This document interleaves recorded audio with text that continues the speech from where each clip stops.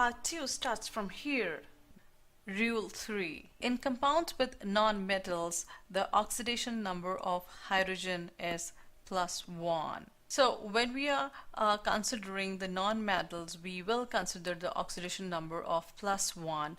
Why? Because when we are taking non-metal compounds, then first we will write hydrogen and then we will write the non-metal. So if we compare the electronegativity of hydrogen and any of the non-metal, so the non-metal anytime will have more electronegativity than hydrogen. So as per the rule for giving the oxidation number, the atom which has higher electronegativity is given negative oxidation number, and the element which has lower electronegativity is given positive oxidation number. So in non-metal compounds, hydrogen will always be given as oxidation number of +1. For example, we take hydrogen chloride, we take hydrogen sulfide, and we take water, that is hydrogen oxide. Here the oxidation number of hydrogen will be +1, here also +1, here also +1. What are the oxidation number of chlorine, sulfur, and oxygen? This I will not discuss here because we are just talking about the rules. To find the oxidation number of different elements, you need to watch the practice problems related to rules for assigning oxidation numbers. So in case of non-metals, the hydrogen will always have the oxidation number of +1. Now if we take metal hydrides, the oxidation of hydrogen will be -1. In metal hydrides, we have metal and then we have hydrogen atom. So if we compare the electronegativity of metal and then of hydrogen, definitely the electronegativity of hydrogen will be more because metals are electropositive. That means in metal hydrides, the metal atom is more electropositive or the hydrogen atom is more electronegative.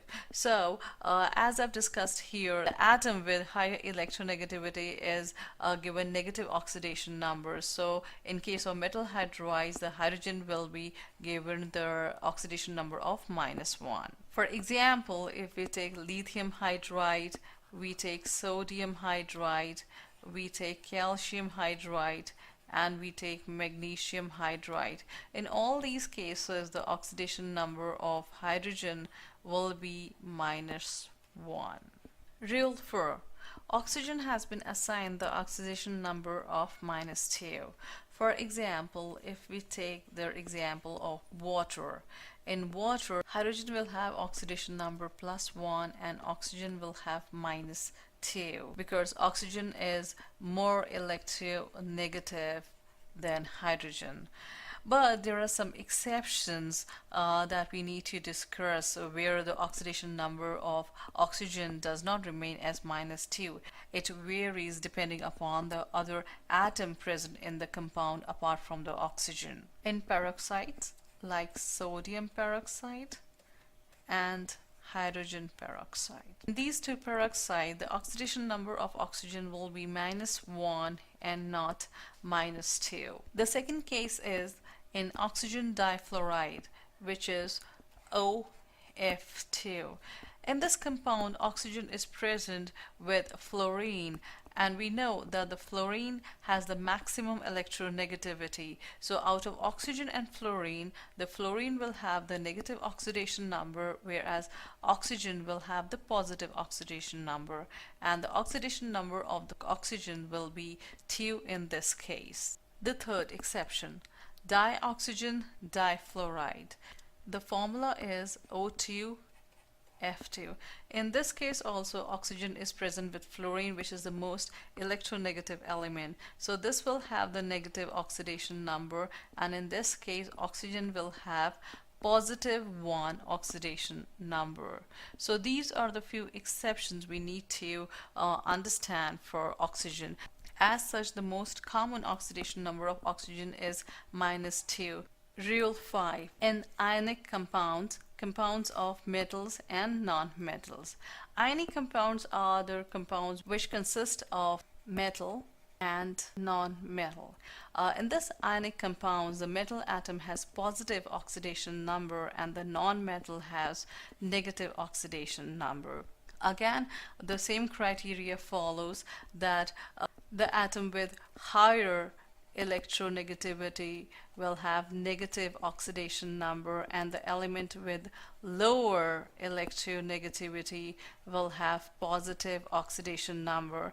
And metals are electropositive. That means they give electrons, they lose electrons to form positively charged ions. So in this case, when we're talking about the ionic compounds, the metals are assigned positive oxidation number while the non-metals will be assigned negative oxidation number.